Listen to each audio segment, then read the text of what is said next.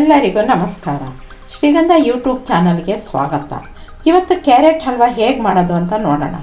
ಇದಕ್ಕೆ ಏನೇನು ಸಾಮಗ್ರಿಗಳು ಬೇಕಂದರೆ, ಮೊದಲಿಗೆ ತುರಿದ ಕ್ಯಾರೆಟು, ಸಕ್ಕರೆ, ಗೋಡಂಬಿ ದ್ರಾಕ್ಷಿ ಮತ್ತು ತುಪ್ಪ, ಏಲಕ್ಕಿ ಪೌಡರ್.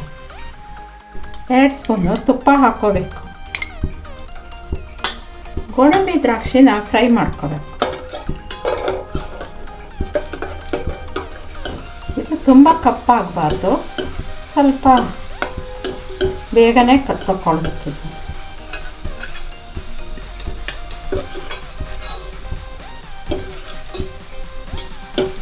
ಸ್ವಲ್ಪ ನಾನು ಗೋಡಂಬಿ ಕಡಿಮೆ ಹಾಕಿದ್ದೀನಿ, ಯಾಕೆ ಅಂದರೆ ನಾವು ಗೋಡಂಬಿ ಅಷ್ಟು ಯೂಸ್ ಮಾಡೋದಿಲ್ಲ, ಅದಕ್ಕೋಸ್ಕರ. ಈಗ ಇದೇ ತುಪ್ಪಕ್ಕೆ ನಾವು ಕ್ಯಾರೆಟನ್ನು ಹಾಕೋದು. ಇದೀಗ ನಮಗೆ ತುಪ್ಪ ಕಡಿಮೆ ಇದೆ, ಹಾಗಾಗಿ ಇನ್ನೊಂದು ಸ್ವಲ್ಪ ತುಪ್ಪ ನೀವು ಯೂಸ್ ಮಾಡಬೇಕಾಗುತ್ತೆ. ನಿಮಗೆ ಎಷ್ಟು ತುಪ್ಪ ಹಾಕ್ತೀರೋ ಅಷ್ಟು ರುಚಿಕರ ಆಗಿರುತ್ತೆ.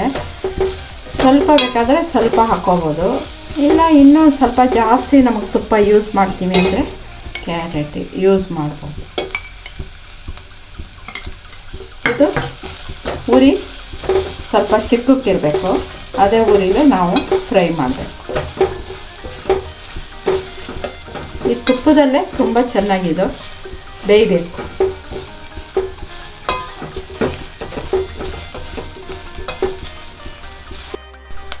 ಈಗ ಇದು ತುಪ್ಪದಲ್ಲಿ ತುಂಬ ಚೆನ್ನಾಗಿ ಬೆಂದಿದೆ. ಇದೀಗ ಒಂದು 10 ನಿಮಿಷ ಬೇಕಾಗುತ್ತೆ ಇದು ಬೇಯಲಿಕ್ಕೆ.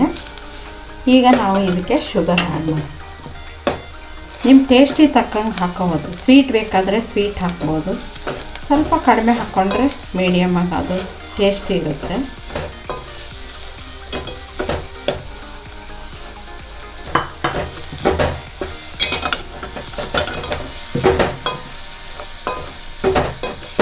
ಇದು ಈಗ ಚೆನ್ನಾಗಿ ಕರಗಬೇಕು.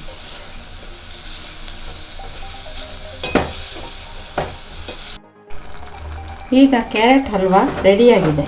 ಇದಕ್ಕೆ ನಾನು ಸ್ವಲ್ಪ ಗೋಡಂಬಿ, ಪಿಸ್ತಾ, ಬಾದಾಮಿ ಎಲ್ಲ ಹಾಕೋಬೋದು. ಹಾಗೆ ಇದಕ್ಕೊಂದು ಸ್ವಲ್ಪ ಏಲಕ್ಕಿ ಪೌಡ್ರು ಹಾಕ್ತೀನಿ.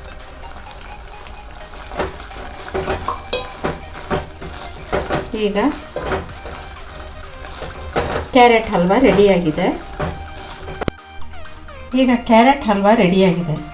ಇದನ್ನು ನೀವು ಟೇಸ್ಟ್ ಮಾಡಿ, ಹಾಗೆ ಇದನ್ನು ಲೈಕ್ ಮಾಡಿ, ಶೇರ್ ಮಾಡಿ, ಸಬ್ಸ್ಕ್ರೈಬ್ ಮಾಡಿ.